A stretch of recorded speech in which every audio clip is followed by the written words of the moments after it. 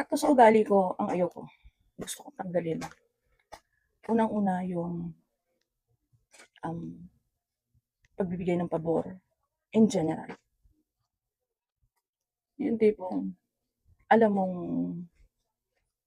hindi okey, I mean pinaplastic ka or alam mong hindi ka okey sa kanya, alam mong hindi ka kahit ako hindi ka okey sa'kin tapos hihingi ka ng pabor. In general like makikihugas ng kamay, hihiram ng ganito, hihiram ng ganyan, or kahit tutuloy dito sa bahay ko, hindi ako makahindi. Hindi ko alam kung bakit. Hindi ko alam kung bakit din. Yun yung gusto kong tanggalin, number one. At number two, yung malasakit. Kapag may kaibigan kasi ako, malasakit. Alam mo yan, malasakit. I mean, mamahalin ko siya na parang family, parang kapatid. Hala, naiyak ako. May naalala lang kasi ako. Yun ang gusto ko rin tanggalin. Number two, yun talaga. Gusto ko rin tanggalin yun. Yung malasakit na yun.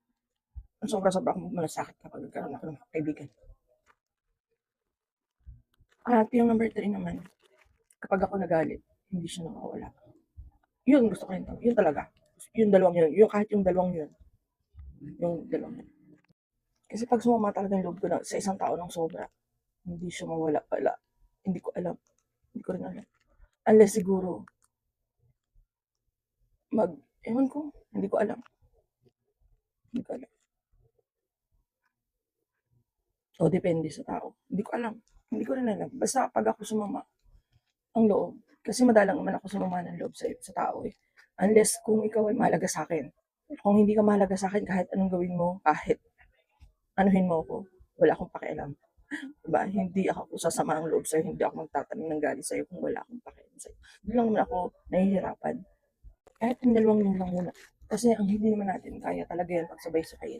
Gusto kong mawala yung 2 and 3 agad. Sana agad. Mawala ang sama ng loob sa mga taong na malasakitan mo. Alam mo yun, naging paano ba sabihin? Naging binalasakitan mo. Paano ba sabihin yung word na yun?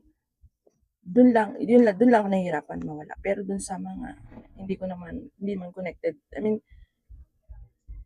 kakwentuhan lang kita o kung ganito man, kaganyan lang. Tapos nag-away tayo or something or siniraan mo ako or kung ano mangyari. Dead ma. Kung hindi ka mahalaga sa akin, dead ma.